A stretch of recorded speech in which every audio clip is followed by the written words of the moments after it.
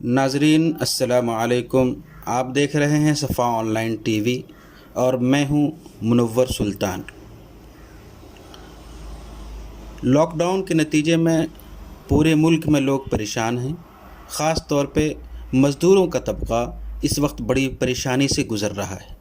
ہم نے مختلف چینلوں اور اخبارات میں دیکھا ہوگا کہ کس طرح بڑے بڑے شہروں سے لوگ اپنے گاؤں کی طرف روانہ ہو رہے ہیں۔ لمبی لمبی قطاریں، صورتحال یہاں تک پہنچی کہ دلی جیسے شہر سے 3، 4، 5 اور 6 دن پیدل چل کے لوگ اپنے اپنے گھروں کو پہنچے ہیں۔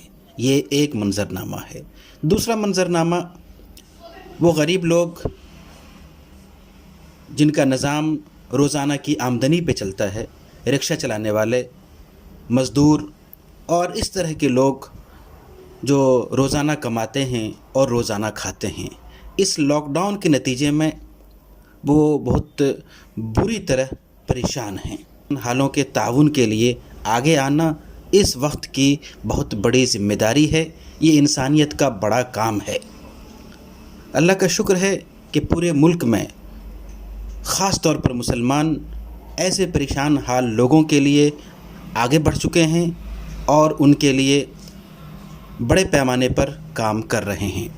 لکھنؤ شہر میں مختلف تنظیمیں اور NGOs انسانیت کے لیے اپنا ہاتھ آگے بڑھا چکے ہیں اور وہ روزانہ مختلف علاقوں میں ایسے ضرورت مندوں تک پہنچ رہے ہیں اور ان کی ضرورت کو پورا کرنے کی کوشش کر رہے ہیں۔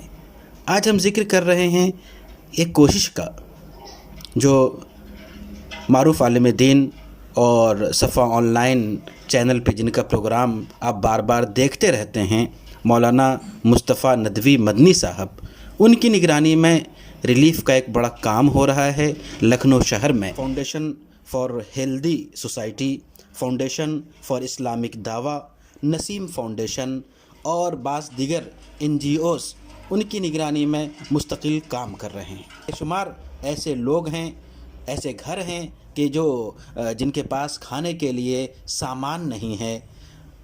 مولانا اپنی ٹیم کے ذریعے سے ان لوگوں تک پہنچ رہے ہیں اور ان لوگوں کو غذائی اجناس فراہم کر رہے ہیں۔ آپ اسکرین پہ ایسے لوگوں کی تصویریں دیکھ سکتے ہیں۔ میں نے مولانا سے بات کی اور سمجھنے کی کوشش کی کہ مولانا یہ کام کس طرح کرتے ہیں۔